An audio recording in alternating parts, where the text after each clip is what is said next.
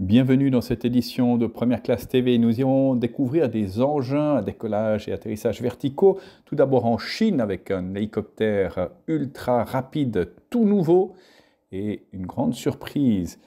Et également chez Archer Aviation avec son Midnight qui effectue des vols longue distance. C'est un eVTOL américain du côté des Émirats Arabes Unis. L'aviation du futur, c'est tout de suite sur Première Classe TV.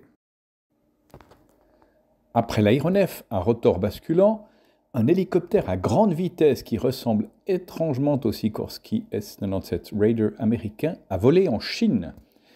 Dévoilé dans une vidéo, le premier hélicoptère chinois doté d'un système de rotor coaxial associé à une hélice propulsive dans la queue effectue un vol d'essai. La configuration est particulièrement proche du Sikorsky S-97 américain.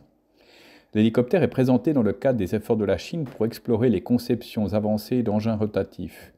Il semble que l'aéronef chinois n'en soit qu'à ses débuts et ne possède donc pas encore les performances de la version originale américaine.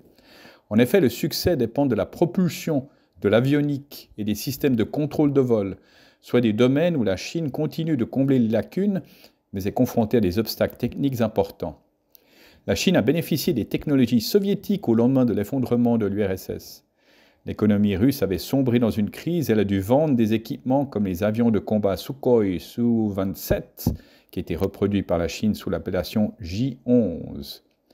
En est-on au même stade avec l'hélicoptère à grande vitesse?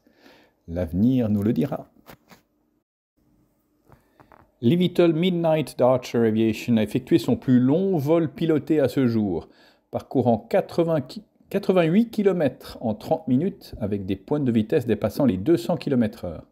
Les tests ont également débuté cet été aux Émirats Arabes Unis, où l'eVTOL devrait entrer en service commercial en 2026.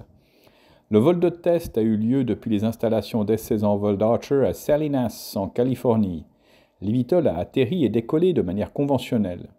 À ce jour, c'est le plus long vol piloté dans la campagne d'essai du Midnight. Pour préparer ce vol à longue distance, des vols d'essai ont été entrepris et ont atteint des vitesses de près de 240 km/h, mettant en œuvre plusieurs prototypes. Les équipes d'Archer, avec les 4 pilotes d'essai, ont augmenté la cadence des vols de test ces dernières semaines. L'objectif est désormais de progresser vers le test de profil de mission qui correspondent aux premières opérations commerciales. En juillet dernier, Archer a débuté les essais en vol à Abu Dhabi, de manière à préparer l'entrée en service commercial de son eVTOL Midnight. C'est aux Émirats Arabes Unis que l'eVTOL devrait faire ses débuts dans un an. C'est ainsi que se termine cette édition de Première Classe TV. N'oubliez pas de cliquer sur j'aime, de vous abonner, de partager ces vidéos. Nous nous retrouvons la semaine prochaine avec un avion de 19 places qui fonctionne à l'hydrogène. D'ici là, bon vol à tous.